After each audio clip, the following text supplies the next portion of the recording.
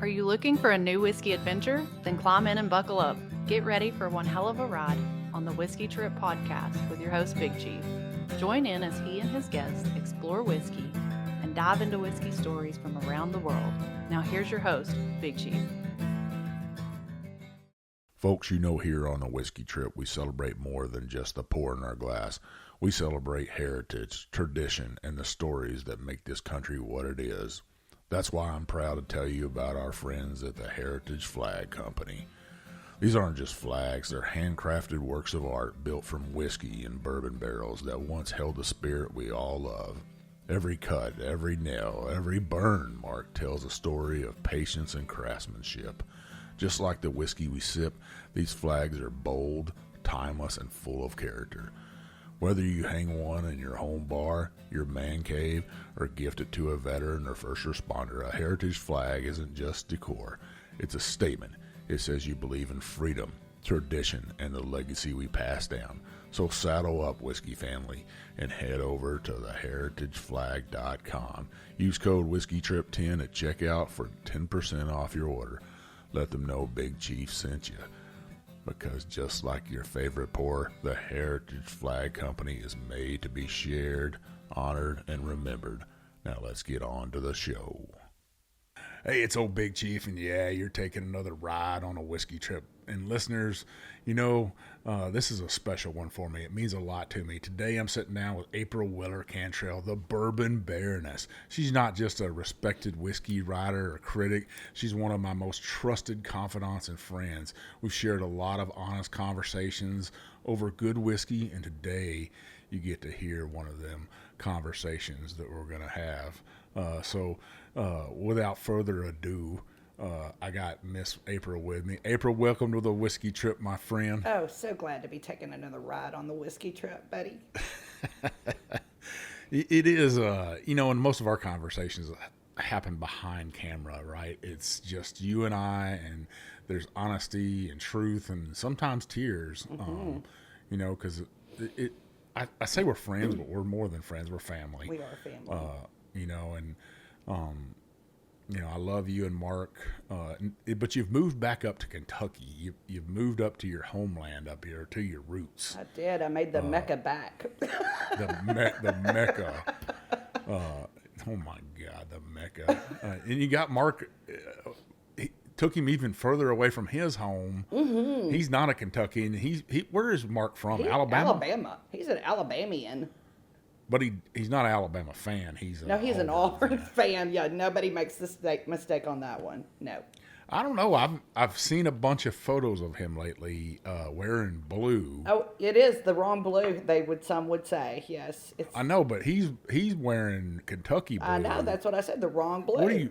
What are you doing to the man? Well, you know, so if I have to be honest about it, and I always am, he doesn't just go because of me. Cutter Bowley, who is a family friend, the son of a family friend. I mean, he's obviously a family friend. And Mark and I really loved watching Cutter as he came up through high school and stuff. And so Mark really enjoys going to watch the Kentucky games. And we really kind of laughed when we went to the Auburn-Kentucky game because, as you may remember, Kentucky pulled the upset in Auburn. And Mark's comment on that was, well, he won on all sides because he got to see Cutter play and he got a new coach. Well, sometimes that has to happen. That really does happen. Has to happen and stuff. So. Well, you know, it's hard on us football fans as we go through some of the changes. Well, I am sipping on some whiskey tonight. I got two new whiskeys to me. And I've tried both of these, but I thought I'd drink them on the show. I've got Shiners. Everybody knows Shiner for their beer, Shiner Bock beer. Yeah, didn't know they made whiskey. They got a distillery down there. They built a beautiful distillery. Viv and I actually got to visit. Haven't did an episode with them, but I'm hoping to have them on. But I've got their new single barrel here. This is 112 proof. It is only a little over 2 years old, but you can see how dark this is. It's beautiful. Actually, it does not look like a 2-year-old whatsoever. Well, that would be that Texas heat for you. And they're definitely down there in that Texas heat down there. But if you haven't been to Shiner Bock, haven't been to it's almost a mecca for Texans to go there and visit. But now they got whiskey for whiskey drinkers, so I'm sipping on a little bit of that tonight. What are you going to sip on this first? I'm going to start out with Remington bourbon whiskey. It's a straight bourbon whiskey. I have not drank it yet. It was wait for the pop. It was actually a gift for mine and Mark's 30th plus birthday. As we know, it's not 30, but it's close. It's close enough. It's close enough. Anyway, Remington was made. This really intrigued me because it was gifted to us by Wally Dant, who is the owner of Log Steel, and it's made at Log Steel. But they are very upfront in the fact that this particular whiskey is a blend of Kentucky and Tennessee bourbon. So I told Mark this morning, I said, I'm not going to taste it. I'm just going to dive in. So we're going to see. Yeah, we're just going to dive in and see. We're going to see what it's all about. But I will say on the marketing, and I'm a marketing girl, I do love, so look at this. They mimicked their whole label, okay? And then, so it's 86 proof. But on the back, I do think this is cool and they really geared it toward hunters, which you should definitely try it. We'll get Wally on there for you. I'll speak for him. We'll get Wally on here for you. But on the back, I do think it's cool. So they left like this space, and they said on their stuff that it's for like, good hunts, who you share it with, write down your memory of what it was. So my memory will go on there, and today it will be that I shared it with my brother, Big Chief. Well, I like that has something like that, and it ties to hunters, and it gives hunters something to do. I spent some time in Georgia with my brother hunting and stuff, and while we didn't kill anything on that trip, rest assured, memories were made and a lot of laughter happened, and just real honest conversation inside a deer stand sometimes, as I'll call that my church. Some people don't understand that, but you can get real close to God real quick up in a deer stand to get to see nature awake and stuff. So, I say cheers to you, my sister. Cheers.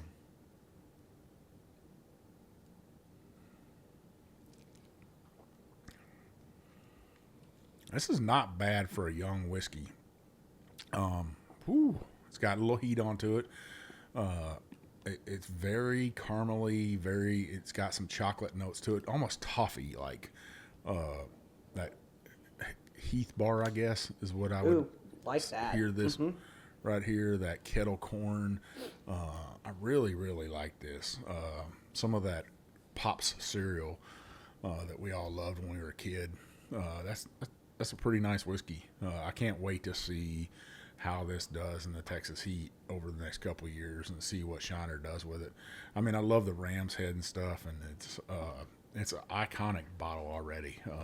I seen it and I was like, I gotta have that. And a friend had it at their house, and I was like, Ken Hemingway let me try his, and I was like, I better buy a bottle of that. It's not that awful price. I think it was $56. So, probably a little bit much for a 2-year-old, but it's 112 proof, so that's not bad. Well, I have to say, for Remington, it's a young whiskey. It's 4 years old, so it's not very dark. But to be not very dark, I will tell you that it's got some good legs on it. The nose on it I like it because it gives me some apple, a little bit of caramel, and a little bit of hints of dark chocolate, like just the scent of dark chocolate, which is one of my favorites.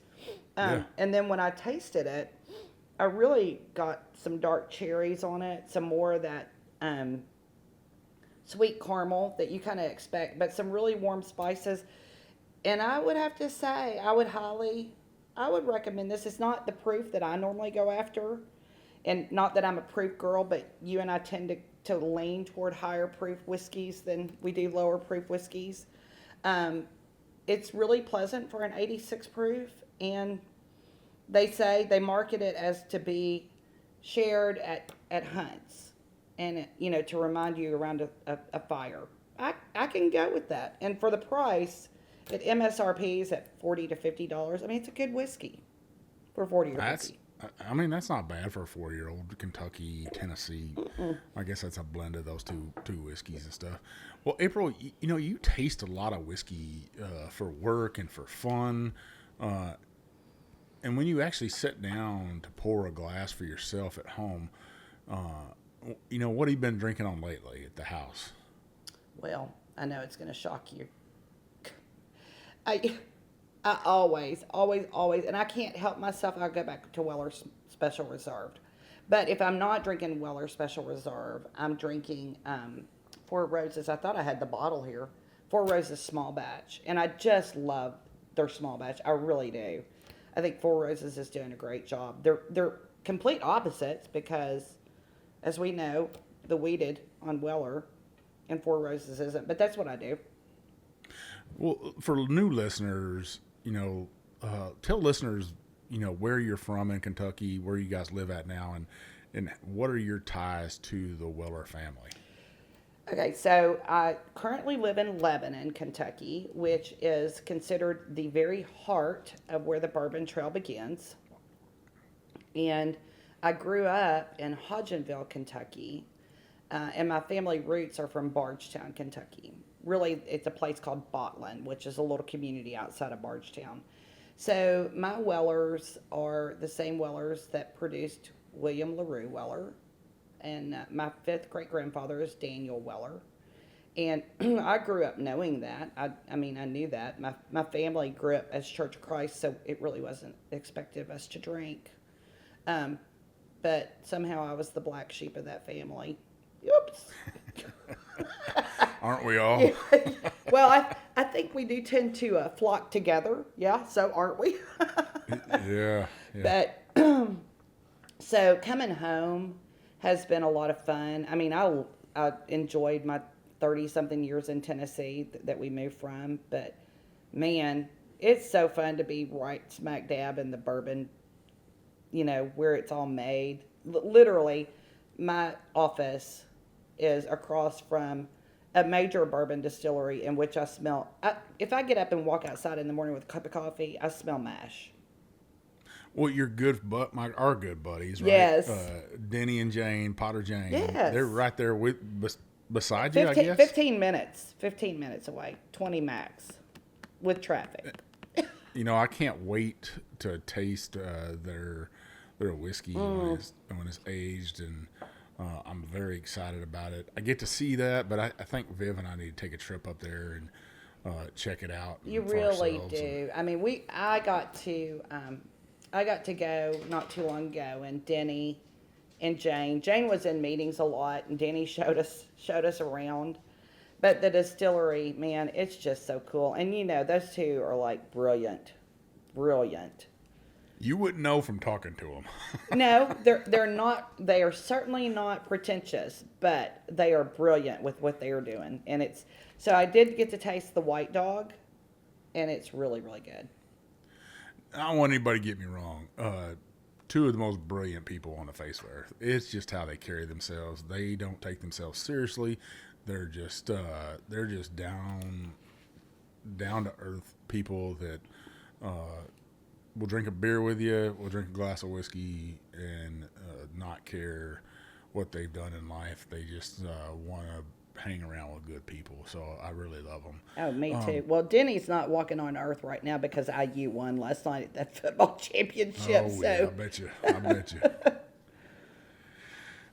So with access to so many bottles and producers, especially with moving back to Kentucky, I'm curious of what whiskeys have found their way into your regular rotation lately. Has anything new found their way into your guys' cabinet, and what earned a repeat pour? Well, so if I had to say that one has earned its way into my cabinet lately, it would be Yellowstone, which will also come up again. But being the fact that and you do know how deep my cabinets are of whiskey, a lot of it is in storage, Big Chief. I put unopened and some of the lesser open bottles in storage with a friend. So my cabinet here at this rental, because we're looking for property, is not as deep as it once was. So, but Yellowstone is really a good one. Well, I like that you guys you're right there, and you have it readily available, and that's good that if you have a distillery that's close to you, listeners, I can't say it enough. Go buy that distillery's whiskey, because I always tell them to win their backyard. Oh, absolutely. And without you doing that, their neighbors drinking their whiskey, you're a self-promoter for them when the other friends are like, hey, what is that you're drinking? And you tell them, hey, this is our neighbors right here. So I'm glad that you're drinking Yellowstone and they're your neighbors right there. I love it. Well, I've got several neighbors. Maker's Mark is a neighbor. Yellowstone's a neighbor. Log Still's a neighbor. So, I mean, but you and Viv lived up here, so you know how close it is. And they're everywhere. Well, now, if our listeners walked into your house tonight and asked, what should I try that you've been enjoying lately besides the Yellowstone, what bottle are you pointing them towards? Well, here we go again. It's not gonna be. If I'm not pointing them to Yellowstone, because I would point them to Yellowstone because I think it's good, then it's gonna be Weller Antique, or it's gonna be Four Roses Small Batch. I love to sit on the couch. I love to watch football. I love to watch Landman. I just started that, man. It's so good. I don't even care if it's all correct, but it's a good show. Taylor Sheridan's done a great job, but that's what I drink. Now, somebody said the other day, they were like, told me they had just started watching that, and they were like, you talk like Billy Bob Thornton does on that show. You're just a truth teller. You just don't cut any. They're like, if you don't fucking hear the truth, don't fucking ask, because I'm gonna let it roll on your ass.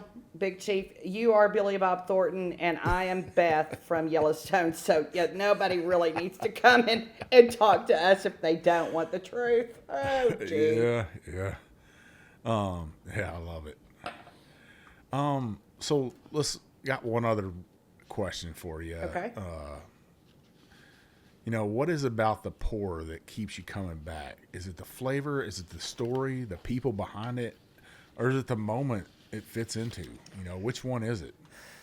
Actually, well, for me, certainly if I go to Yellowstone, it's not only the pour, but it's the story, because I think Stephen and Paul Beam, who, FYI, are distant cousins of mine. The Beams married into the Weller family.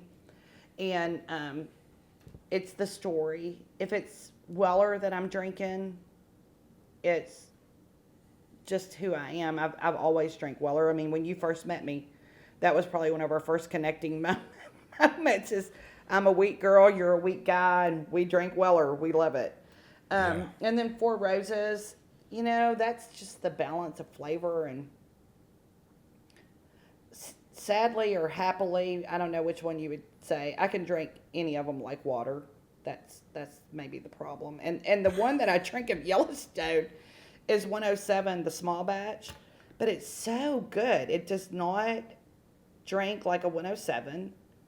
It's not hot. It's just well balanced. The flavors are well balanced. You get all these flavors coming to you, and I don't know. I really enjoy the three of those pours. Now, what's Mark? What's he sipping on at home? What's he grabbing? He is an Old Forester or a Woodford Reserve boy. Every time. So he likes that Brown Foreman. Mm-hmm, he does. Yeah. There's nothing wrong with that. I mean, I'm sure if I laid out some King of Kentucky for him, he'd snatch that right He up. probably would. But, Mr. Cantrell, the Mr. is always going to put a hint of ginger ale on it, or he's going to have it in a mule. So, but he does really like Elizabeth McCall. I can see why. Yeah, exactly. Yeah, I can too. Big Chief, I can too.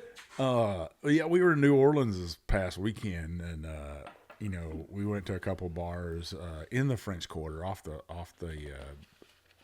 Bourbon Street. Ooh, there, one of my favorite places. I had a couple of tall boys there, and with little ginger ale and a little whiskey in it, and we were dressed pretty nice. And I don't know, I just didn't feel like drinking straight whiskey right at that moment. So I said, "Hey, make me a tall boy." And the guy didn't even know, the bartender didn't even know what I was talking about. I was like, "Man, let me tell you how to do this." And I showed him, and Vivian wanted a Kentucky mule, and he didn't know how to make that. Oh, And I was goodness. like, you got to know how to make these things, and you should have ginger beer on hand. Here at the house, we always keep ginger beer on hand, and to make sure that we can make a couple of Kentucky mules. Absolutely. Mark loves a good Kentucky mule. The other night we went to the Trail Hotel, which honestly, if you and Viv have not been there, because I know it opened after y'all left, definitely worth the stay, worth the food, everything. But I went in the other night because friends of ours took us for our birthday, and the bartender, but I did admire this about the bartender. She said, I looked at her and I said, "I think I want a Silbach tonight." And she said, "I know that's a hotel, but is it a drink?" And I said, "Oh, it is. It is." So, in a Silbach's built with bourbon, some bitters, which I won't go through the full recipe, and I'll give it to you afterwards if somebody really wants it from listening to the episode. And then tipping it off with champagne. And I felt that a 30-plus birthday definitely deserved a Silbach. So, yeah. We'll have Kenzie, my niece, she'll pop up the recipe right up here for you, listeners. So you'll see a recipe of the Silbach cocktail, and she'll pop up a recipe for a Kentucky mule for you. I think listeners would love to make either one at home. They're very easy to make. Agreed. Very easy. Yeah. So getting back to my questions for you, how has your palate changed over the years? Is there something you appreciate now that you didn't early on in your whiskey journey? Yes. And it was a surprise to me. And it came in about 12 years ago, and it was a rye. I did not, when I was younger, I didn't like rye. It was too hot. It was too peppery. I think my palate has changed to be able to appreciate the higher proofs. A rye, I really do like a good rye. Now, I won't say that I like them all. I mean, you have to have done something really good with it, but I do like a good rye. But that's, and I guess that surprises me because I was such a weeded girl, and there's not many of those out there, and there wasn't many of those out there coming up, but, Yeah, there's so many now that is it's almost overwhelming to me. And, I used to want to, even a couple of years ago, there wasn't that many weeded bourbons. And now there's just so many of them, and it's hard to keep up, but I try to keep up, and I still really, really enjoy weeded bourbon. There's no doubt about that. But to find them all is very, very difficult. And people still come to our house and like, "God dang, that's a lot of weeded bourbon." It is. And it just shows my love for whiskey, though. But I've started, like you said, rye. I started enjoying it more. Single malts I enjoy more. Just every facet of whiskey, my palate has adapted to that. What's a flavor note you think people misunderstand or overlook in bourbon? I think probably that the most, to me, flavor note that is misunderstood in bourbon is probably the earthy notes. And sometimes people perceive those as to be, I've heard a lot of people, it's just too dry, like a dry wine. They don't like it. They don't get they expect, and I certainly think new drinkers to bourbon expect more vanilla, more caramel, more of the lighter spices, more of the sweet notes that can come of bourbon. But I don't mind the earthy notes. But there again, I don't mind a good scotch. I like scotch. So those earthy notes. And then probably I would say when people say tobacco, and a lot of times I don't think people, when they describe something, when they in their reviews, if they say the word tobacco, they don't go forward enough to go, a cured tobacco leaf. When somebody says tobacco, they're not saying tobacco as in an ashtray. Nobody wants to smell an ashtray. I smoke, and I don't want to smell an ashtray, okay? Like, it's not that. But if you get a tobacco smell or like a cigar that's freshly rolled before you light it, you're getting kind of an earthy but a subtle sweet smell underneath it. And it's just a really good aroma that has these nutty, earthy scents. I don't really know. I don't even know how to describe it. I know because my dad raised tobacco and we had cured tobacco. So it's like reminiscent in my head, which is so much of what bourbon is, as you and I both know, is it's when it hits your palate or hits your nose, it's pulling back memories of what you have had before. That's how you know it tastes like that, So if you've never tasted cumin and somebody says that that's in bourbon, you wouldn't have a foggiest clue of what cumin or cardamom was. Like, to be like going, well, does it have cardamom? I don't know if it has cardamom or not. So that's two things that I really think are overlooked with those notes. I couldn't agree with you more. When I talk about tobacco, it's a memory of my grandfather's pipe that he would smoke. And pipe tobacco is very different, and there's some cherry notes in there. Oh, yes. Fresh chopped tobacco is just, there's something different about it. When we lived up in Ohio for a while, I actually hunted on a tobacco farm, and then you had been to our house in Kentucky. Beautiful. And the fields there near our house, some of the fields are covered in tobacco. Two different types of. There's a white tobacco, I believe, and then there's a darker tobacco. But my next door neighbor actually had a tobacco barn. Their old barn was a tobacco barn and stuff. And you could drive down the road and look at tobacco just hanging there in Shelbyville, Kentucky. But if you ever smelt fresh tobacco or pipe tobacco, there's different notes there that you can get out of it. And I just, finding that beauty in those notes, I think they do get overlooked a little bit. People think, oh my God, tobacco, like a cigarette? No, not a damn cigarette. Please, help me out. It's not an ashtray. I know, right? Well, I mean, just in that vein, I remember one time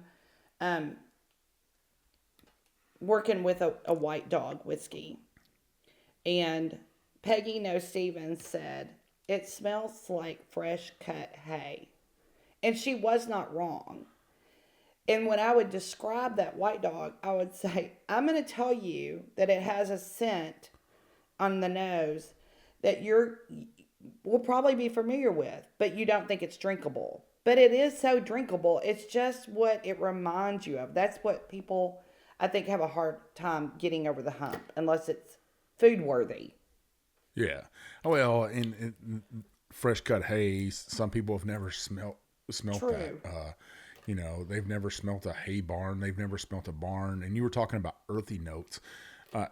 Some people were like, oh, this bourbon has a funk to it. That's not a bad thing. When you talk about old barn, that I reminisce when I go into a feed room in a barn and you smell all the grains in there, whether it's wheat or oats or corn, it's just a beautiful smell. Usually now I want to get to smell that when I'm feeding deer, but still it's those beautiful smells. Another question for you is, do you find yourself reaching for more age, proof, or is there a balance these days? And then why is that? I think probably it's a balance for me. And now, ironically enough, I think I find that more in higher proof whiskeys. But I don't gravitate. I don't go to the liquor store and go, oh, well, that's 100 proof, or that's... I will say I do gravitate toward bottled and bond sometimes because I love the story behind bottled and bond, and I know if it's bottled in bond, it was made there, it was aged there, it was bottled there, and it's done in a season.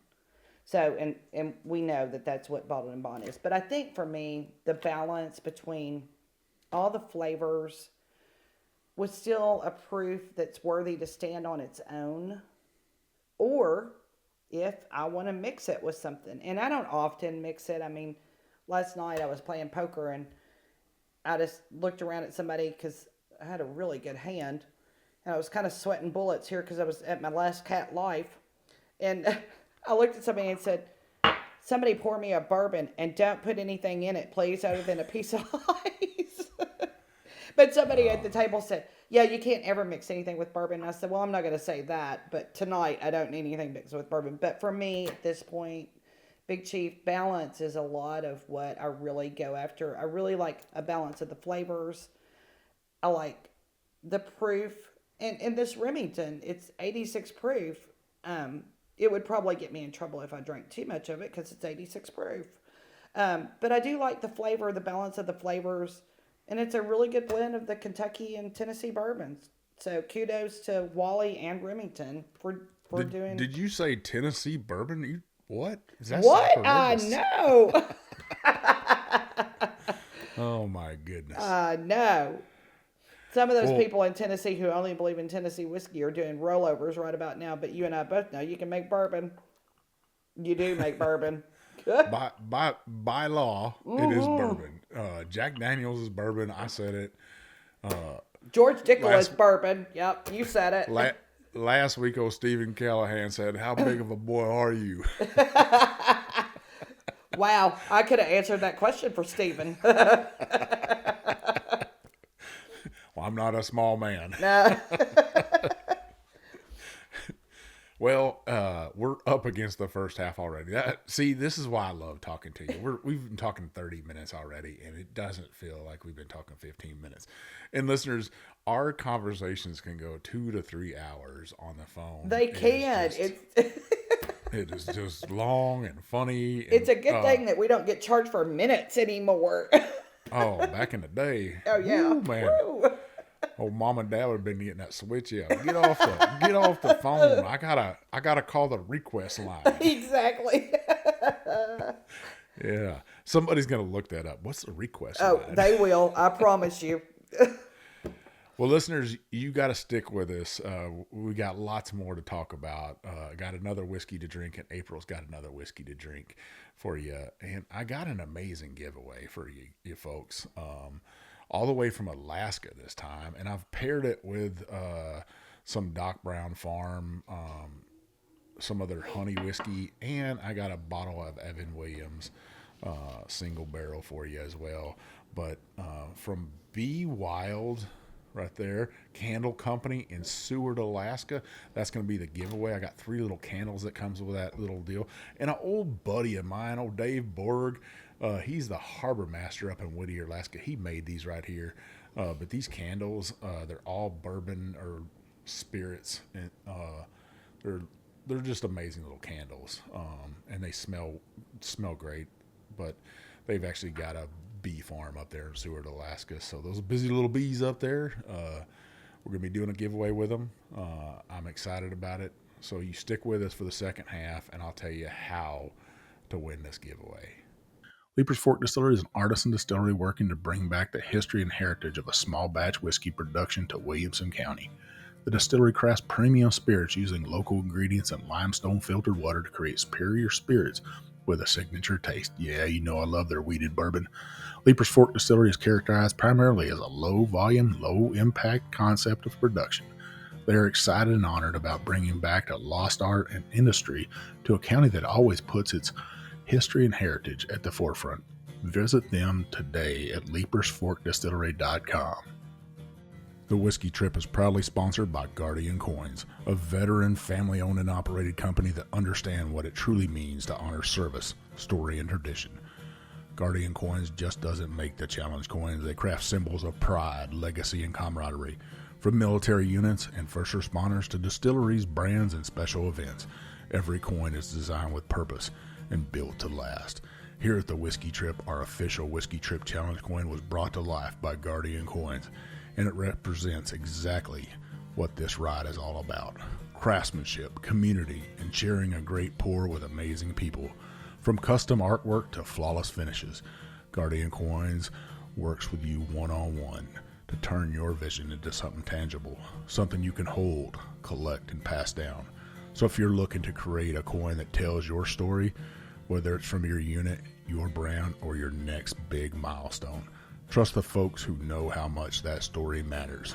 Visit Guardian Coins on Facebook and tell them Big Chief from the Whiskey Trip sent you. Now pour something good and let's get back to the ride. All right, listeners, we are back for the second half after a phone call from Alaska, from Be Wild Candle Company.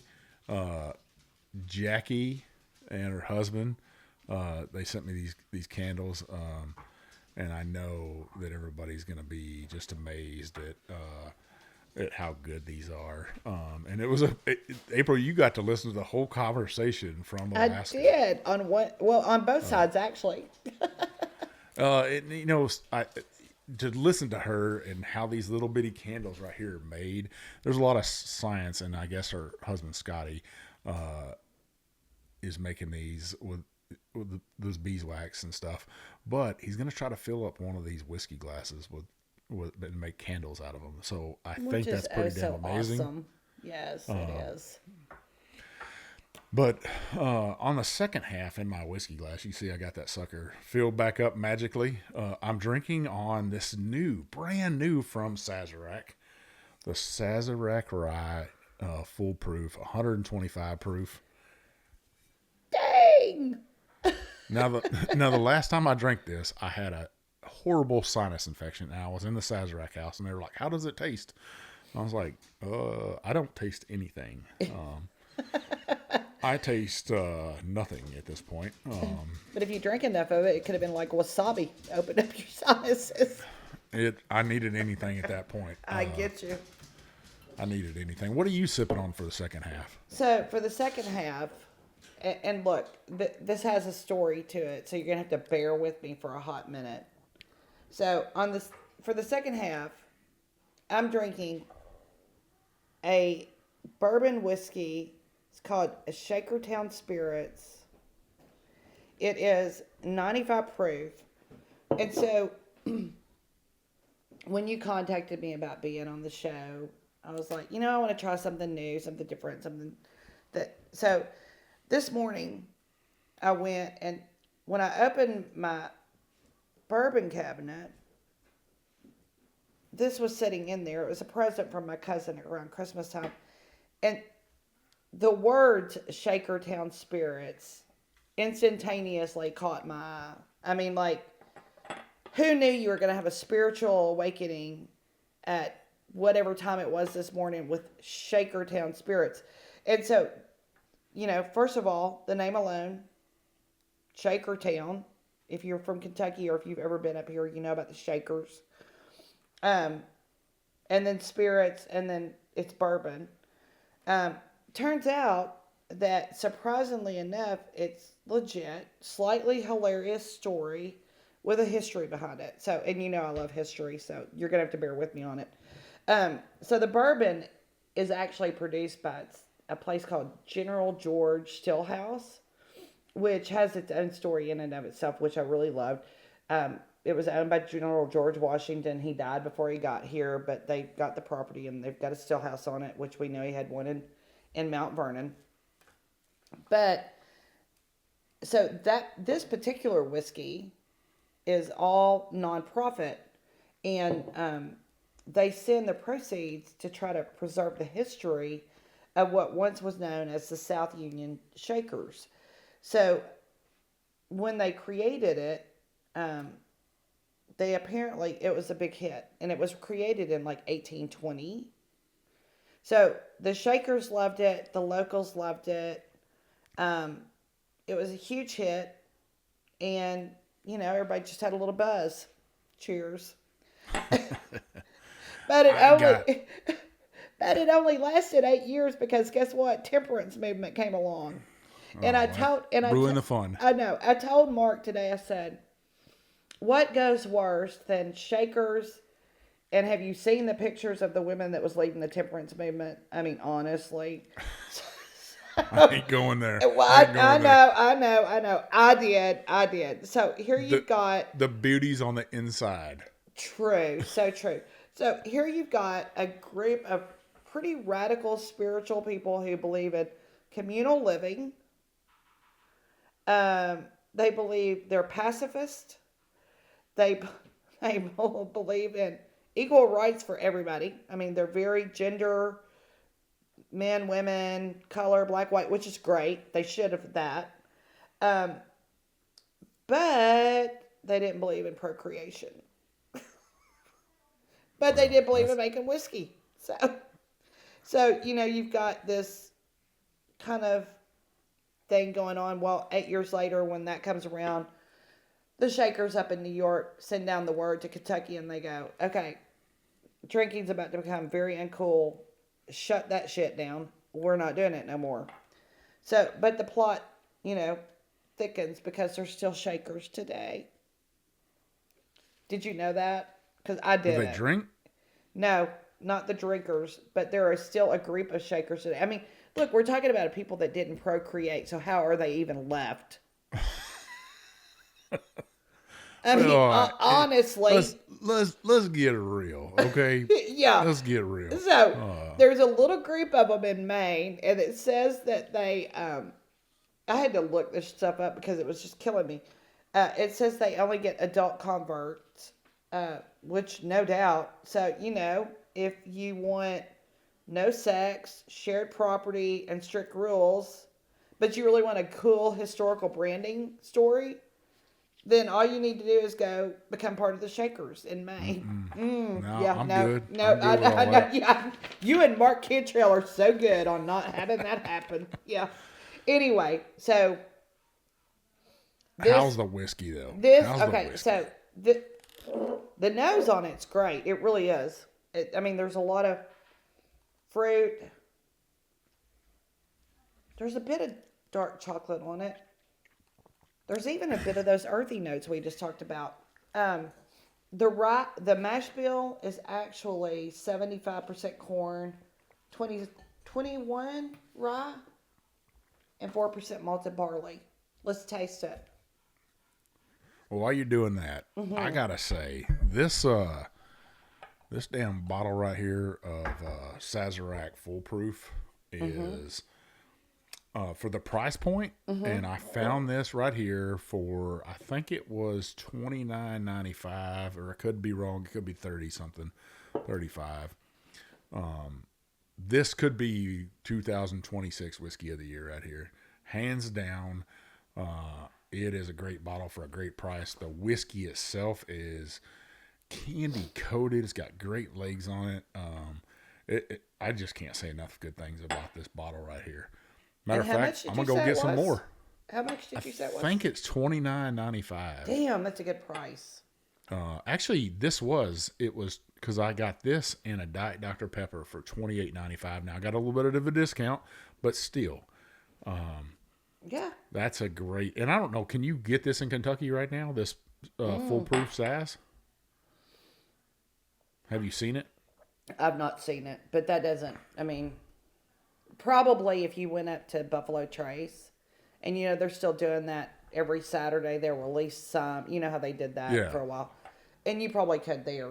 Okay, so I have to say, I will say the interesting thing about this bourbon, which is a straight bourbon whiskey, 4 years old, is it's a single barrel. How apropos and ironic that Shakertown did a single barrel. Okay. It's a one-time deal. Yeah, you got one chance. Its MSRP is $60. Woo. It's a little high. It is not an undrinkable whiskey by any stretch of the imagination. It does have a lot of heat on the front palate. And then when you kind of let it settle out, you'll get some of the dried fruits. A little oaky note. So, but I love that they're protecting history from a history nerd. Well, I love it. I love that you found something like that. The history of whiskey is always fascinating. And we were talking about the temperance movement and women in whiskey a little bit there. And I got some questions about women in whiskey and stuff. And, you know, I think I know more women in whiskey right now than I do men. I could just go on about the number of people that I know that are distillers, that are blenders, they're marketing persons.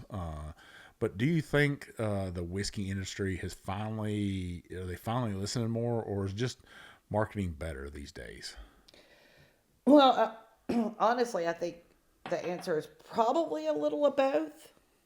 But I mean, here's the thing that a lot of people don't know. Women have always been a part of whiskey, and they were there long before branding or press releases or whiskey, you know, because whiskey on farms, well, let's face it, growing up on a farm, there is no farmer who did that by himself. There was always help. So, you know, the crops had to be grown, the grain had to be handled, whiskey had to be made, da da da da da. So, what I always viewed as whiskey being made was probably a woman working alongside her husband, you know, feed the family.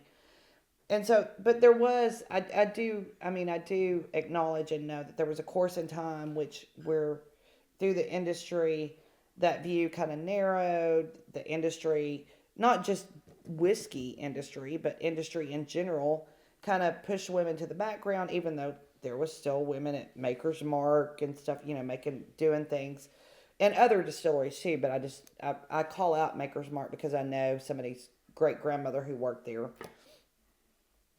But I mean, there was an absence of women, but I don't think it was because it wasn't that they were capable. It's just that the narrative wanted to make them look like a homemaker, a caretaker. You know, they were home. But I think what's different now is that now you have women entering the door. You see them, and it's not just one thing. It's like they're hospitality leaders, they're marketers, they're chemists, they're blenders, they're warehouse managers. I mean, the list goes on. And you and I, as you said, I probably know as many women in whiskey as I do men in whiskey.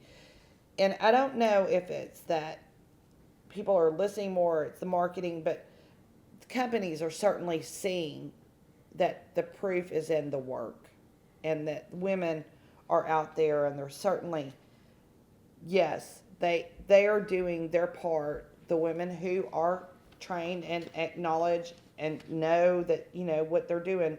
So women themselves have represented, I think, themselves, and that just grows, and I think it allows them to grow. So, and don't get me wrong, there are a few little few that are out there still stomping their feet, like women need to have, you know, they need to have their, you know, say. And ironically enough, the women who are doing that for the bourbon industry aren't even in the industry. But I mean, Yeah, there are a ton of women, and you and I both could name them, Big Chief, that have been out there. So I don't see it as a choice between marketing and authenticity. I see it more as like progress overlapping on the top of truth. It's just a layering that women, they didn't arrive late at whiskey. They're just now being acknowledged that they're here because they've been acknowledged for their good deeds. And I think what's changed is the industry is finally starting to say their names out loud. I mean, they saw a point where, oh, we need to market this. Thank God for marketers, I guess. Well, who are some of those women in the whiskey that are doing whiskey right now, the real work in whiskey, that deserve more recognition? Who is there people that you know that their names aren't said loudly and proudly? Oh, Big Chief, you and I both could name these forever, and I mean, I could go on forever. Like and I'll just go kind of outside in from the industry to me. Peggy No Stevens, marketer, worked for Brown-Forman, hospitality. She's done tons in the effort of helping market whiskey. But the other thing that the whiskey community can be proud of is she has gone in an effort to help other women who may have not given a damn about whiskey really, but she's got them intrigued enough to try it. You know, we mentioned Elizabeth McCall earlier. She's master distiller at Woodford. You know, I mean, she's got technology. She's got the restraint. She has everything that it takes to make a master distiller. Your hat, Jane Bowie, may be one of my favorite people. I mean, Jane is such a real deal that she is. I mean, she and working alongside, and it's not because she's working alongside Denny. I mean, either one of them could stand on their own, but they do intentional work, and she deserves so much more recognition than she ever gets. But she doesn't chase trends or volume. She's just focused on the grain. She's focused on the process. She's focused on the place. She's focused on the approach, and she's got the patience to do it. Another one that we mentioned just a second ago, Lisa Wicker Roper. I mean, again, she's probably from the generation who didn't have her name said, and now she's coming to having her name said. But again, she's building brands. She understands whiskey. She understands it's from technology. She's with Whiskey Thief. And, you know, I got to do a podcast with him when we did it up in Lexington or Frankfurt. And, I mean, she represents, like, everything and has zero ego. Love all these women. And then one that you rarely ever hear her name, but one of the first women that I ever met in the industry is Nancy Fraley. And, I mean, she opened the whole conversation about aroma, sensory science, and really helped elevate the whole talk about aroma, flavor, and not just to consumers, but also within the industry. I mean, there was a time when there was distillers out there and just said, yeah, these taste good together. We don't know what notes they are. We don't even care what notes there are. Mm-hmm. You know, but Nancy opened that up. I get to see, you know, distillers across the country and marketing folks across the country. And, you know, one of the young ladies that really carries herself well is the Whiskey Rose of Texas, Michelle, up at Iron Root as a marketer. Wonderful young lady that I just think the world of. And then you got Samantha out at Garrison Brothers. That's a distiller out there. Sam. Love Samantha. She's just rocking it out there. I think we'll have a future episode with her and my good buddy Emiliano and talking about distillers on the show. Oh, I sure hope you do. So Heather Webbles making cocktails out there. Absolutely. You know, somebody that I really admire. And, you know, she wasn't in the industry. It was just because of COVID that she started making cocktails, and then she got really into it and stuff. Well, exactly. I mean, she actually just won, I think it was called it's Nothing But Pink cocktail with the Bourbon women for 2 or 3 years. And as you said, COVID catapulted her through. And love Heather, know Heather. You know, all those women have great careers, but they're making it. And I think the thing that I love the most about it is they're just out there doing it and not trying to be, what's the word I'm looking for? They're not trying to absolutely just build themselves up. They just want to do what they love, you know? Yeah, I think it just, they're very humble. Those women we talked about, they you know, Peggy is who Peggy is. You know, she's like the godmother of whiskey right now. She's doing it all, and Peggy will always be the godmother of whiskey. I'm a good friend with Peggy. She is the godmother of whiskey. So another point to that question there, you know, what advice would you give a woman who wants to work in the whiskey community but doesn't know where they fit yet? Well, I mean, you know, I think that probably somebody who doesn't know where they fit yet, and that there's so many areas of the whiskey community that you could do. but I think they have to go. They have to drink at these distilleries. They have to visit these distilleries. They have to ask the questions. I think the pathway is there. I think the pathway is so there that the whiskey itself will rise up and show you what path you need to be on. You know, I mean, there may be somebody out there who is great with people, but if they really get into the science of it, that they will absolutely, you know, figure out if they go ask questions, sit in the tasting room, get hired in the front of the house and work with that. I just think that there's ways for them to get out there very easily. Don't rush it. You'll find out where you need to be. Well, I think I could add to that is earn it. You know, get in there absolutely. And do the work and get your boots dirty and put the effort in. And then, you know, nobody's going to hand you the keys to the kingdom. Well, no. And you shouldn't be handed the keys to the kingdom. You have to learn it. You have to earn it. But well, there are some companies out there that are handing the keys to the company to young people that haven't earned it. They don't understand it. And unfortunately, some of those companies are struggling because of that. That's just a sad fact, yeah. right? And they're going to continue to struggle because of that, Big Chief, because the reality of it is you can't do that because that's just not how it works. It's not how any of it works. You're overgoing squirrel on me in there.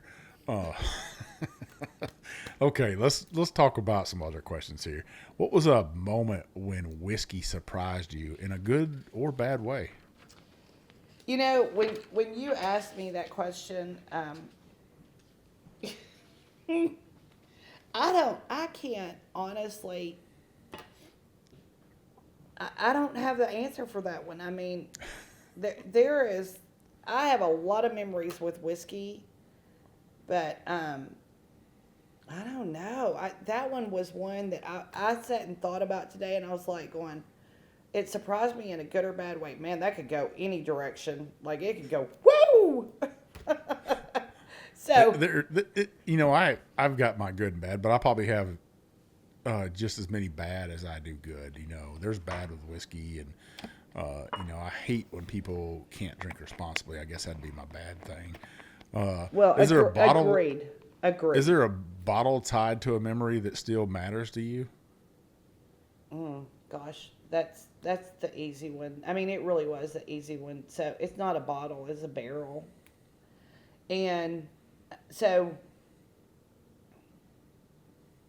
give me a second.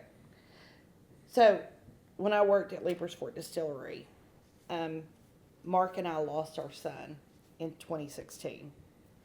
And, I mean, unbeknownst to us at the time, Greg Pelham, who was a good friend of ours, laid down a barrel that day, then come to the graveside service. But in that time that he laid down the barrel, he put in memory of Chase. It's 12/6/2016. So that barrel aged for 5 years. We pulled it out at Leaper's Fort Distillery, and I mean, they were like, "Oh, what if it's, you know, it's 5 years old? What if it's a single barrel?" And I was like, no, I am not. I felt like I was too biased to even look at that. You know, it was a really good barrel. Well, our blender at the time said, absolutely, it's a single barrel. So it became a single barrel release. So every time that those bottles get open, Big Chief, I mean, it's not just the taste of the whiskey. I remember Chase laughing. I remember his love for the distillery, his belief in me in that distillery at times that I didn't even know if I was going to be able to make it through, because it was a bourbon fire, not literally, but proverbially, you know, learning what I was learning. So he was the one even that came up with the phrase, you're very familiar with Leaper's Fort Distillery's logo that said Spirit of Tennessee. So those bottles, no matter when we drink them, and we only drink them on very special occasions or with very special people, they don't only hold grief for me, but they hold love. They hold a legacy of who Chase is, of the work I did at Leaper's Fort Distillery. And I haven't always said a lot about that. But, I put some sweat equity in that place. And so it was just that bottle, that barrel will probably always. I mean, we have a couple cases of it, and we drink it and share it with people that we love the most. But, it's just very sparingly. It's put up, and it was the only thing, one of the few things that I left out. So, because it happened after you and Viv moved to Texas even. So it's one of those things that we just keep out. And so it's that. Well, let's raise a glass to Chase's memory. His memory will never be lost to you, and I know how much you and Mark loved him, and I can't imagine losing a child, but I say cheers to your son. Cheers.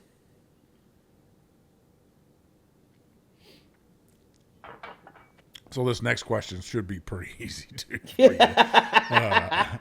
When whiskey stops being fun, what brings you back to center? Mark Cantrell and my son Chase, even beyond this life. So when whiskey stops being fun for me, Mark usually talks me off that proverbial ledge. And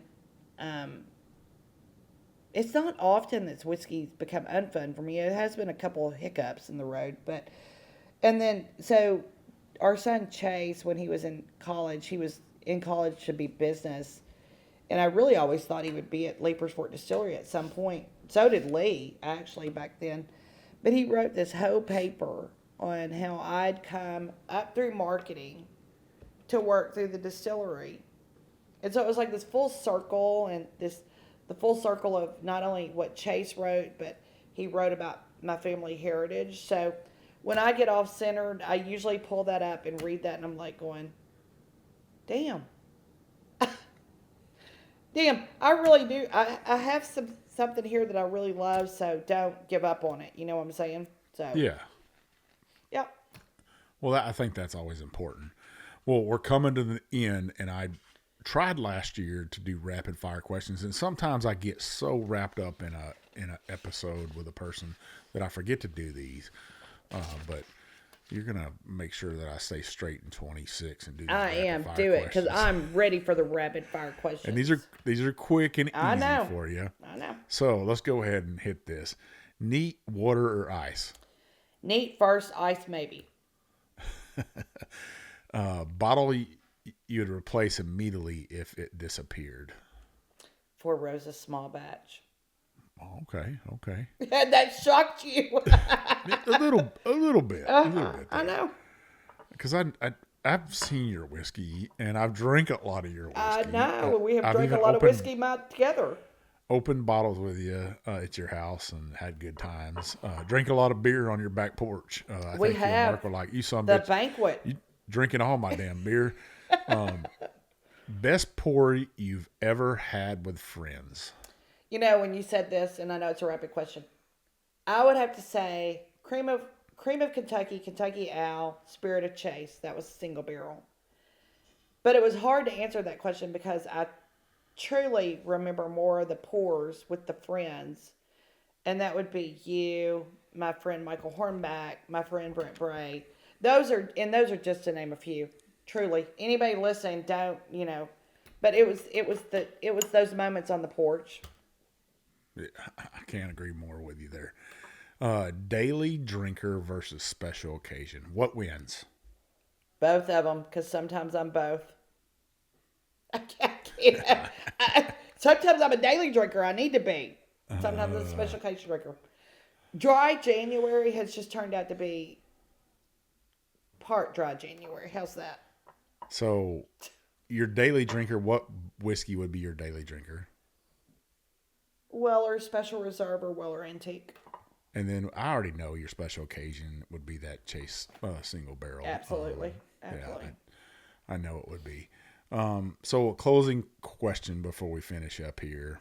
And I always tell everybody this, but if you could remind people of one thing about whiskey, just one thing, what would it be?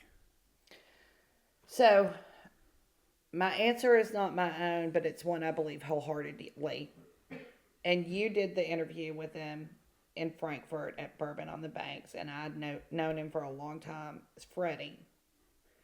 from Buffalo Trace. And it's not about the whiskey. It is about the whiskey, but it's not about the whiskey. It's about the friends, Big Chief.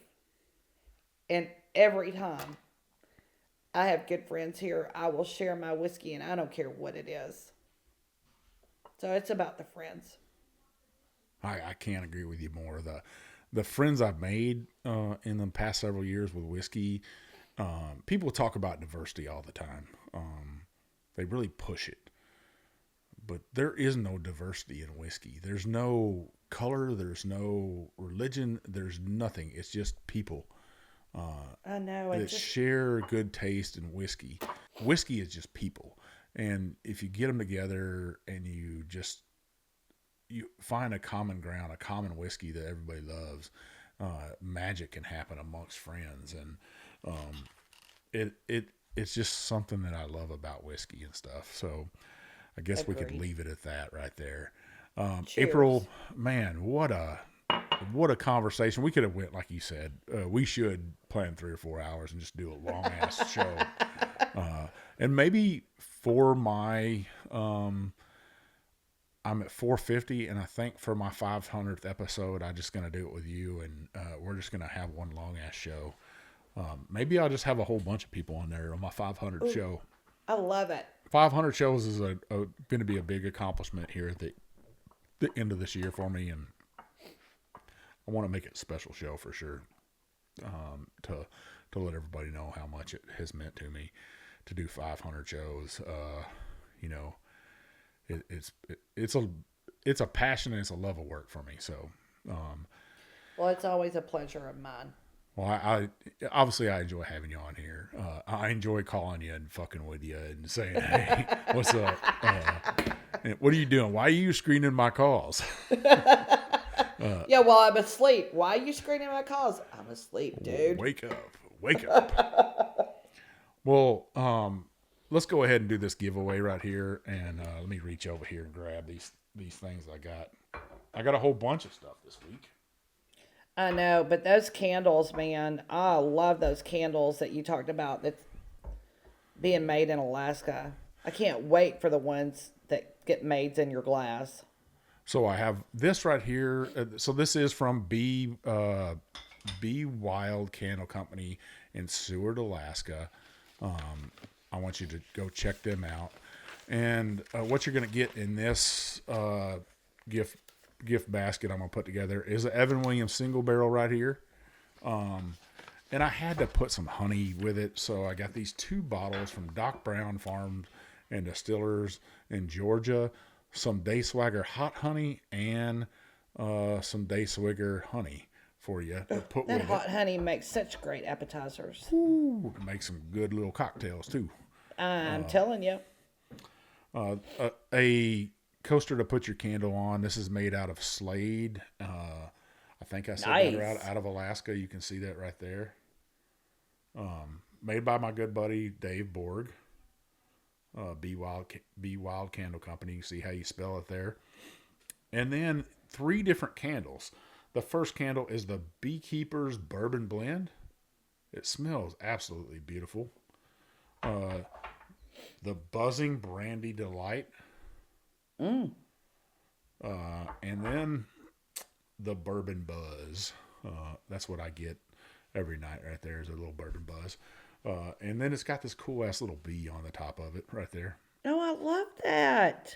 I also throw in one of my rocks glasses so you can sip on whiskey while you're doing this. And this is what I want you to do on Instagram is I want you to follow the Bourbon Baroness, April Weller Cantrell. You're going to also follow Be Wild Candles 907. I know it's long, but Be Wild, and that's with the E at the end, Candles 907. And you're going to follow the Whiskey Trip. You're going to tag 4 friends, as always, right? And you're going to put an emoji of a bee. We're going to let this run all week. You got to be 21. You got to reside in the United States. And you also got to share these posts that I put out. I'm going to put posts out all week about this. I know April is going to share it. I know Be Wild Candle Company, Scotty and Jackie will share it. Make sure you share these posts. Make sure you tag 4 friends. Hell, tag 100 friends. I don't care, but I want you to make sure people know about this. And then make sure you follow Be Wild Candles 907. Follow April Weller Cantrell. Follow the Whiskey Trip. That's how these giveaways work. That's how I just keep getting these great guests on my show. And that's how I'm growing this community of like-minded people. So that's the giveaway. I'll announce it Monday night. Yes, this past Monday I was a little late, but I was hog hunting. Sometimes. And did you get anything? I didn't. Actually, right after I left and got in my truck on my cameras, because I have cell cameras, I see these hogs come up to my deer stand. Or my feeders. So hopefully this weekend, even though it's going to be nasty and cold, I'm still going to go out and hunt. I heard wild hog sausage makes a good bolognese. Might have to try that. I might have to try that. But that's the giveaway. What a great episode, April. So where can people find you on social media? On Facebook, it's Bourbon Baroness, and on Instagram, Bourbon Baroness. So, yeah, the Weller family, the queen, the Weller family, the queen of whiskey. You can find her there, the Baroness. Make sure you check her out. And listeners, you know where you can find old Big Chief. You can find me at the Whiskey Trip on Facebook, on Instagram, on TikTok now, and on YouTube. Hit that subscribe button. That's important to me. My goal is to get to 1,000 subscribers, and I can only do that with your help. If you're watching this right now on YouTube and you haven't subscribed, go ahead and subscribe. I'd really appreciate it. If you're listening to me, listen to Mark and Matt from The Bourbon Life. If you like what they're saying on The Bourbon Life and what I'm saying, give us that 5-star review and some comments on Apple Podcast. That gets great guests on my show. It gets great whiskey in my hand, like this Sazerac, like this Shiner. It gets great guests on my show, like April Weller Cantrell. I don't know. She doesn't need anything to get on my show. She just has to call me up and say, "Hey, when are we going to do an episode together?" Or I got to call her and say, "Hey, let's roll." And she's like, "Okay, when?" "Well, tomorrow. Let's just do it tomorrow." I'm always taking a whiskey trip with you, buddy, because I'm a crazy whiskey woman on a whiskey trip. Yeah. Oh, I know you are. Like on a helicopter ride. Oh, buddy. I was waiting on it. So if you're leaving those comments on Apple Podcasts, make sure you copy those and put them over on my Facebook page. I'm over 100 now, so I really don't have goals y'all for that. get it over 1,000. He is so easy to listen to. Well, come on. I appreciate that. I appreciate it. I just try to be chill. I don't like negativity. I love being positive and giving back to others as much as I can. I said that I would do that this week. If you're listening to this episode, there's an event in Lake Charles, Louisiana on February 28th. My good friend, Cajun Yankee. His son has a heart condition, and they're going to try to raise money on February 28th. I want you to go to Cajun Yankee's website. My niece is going to put an emoji up right here. If you want to give to that foundation that supports children with heart issues, this QR code right here will help you get to that. The link to it and stuff. I'd appreciate it if you give back more than you take.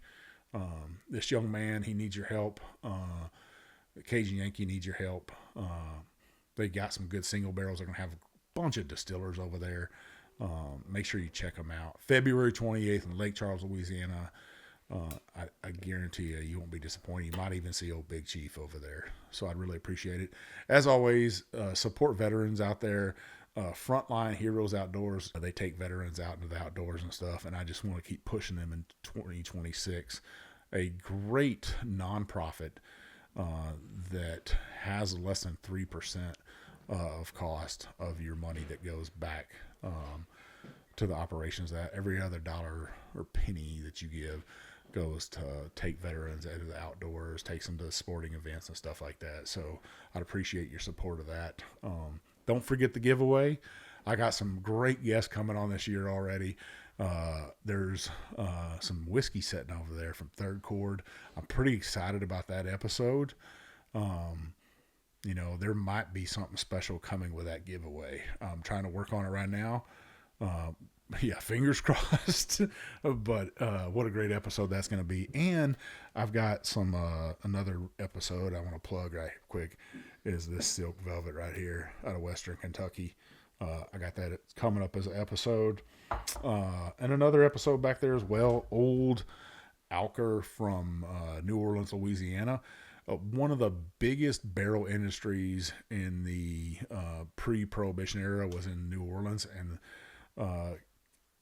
the owner there was part of that. His family was part of that. So I can't wait to tell that history and that story. That's what my podcast is all about. Well, April, any last words? I can't wait to listen to that story. The next time you're in New Orleans, please invite me and Mark. I'm dragging him there. It's my favorite place. And as always, thank you. Thank you so much. Well, listeners, you know what I like to say, right? First off, if you're going to say it right. This is old Big Chief, and thanks for taking this ride with me, baby. On the whiskey trip.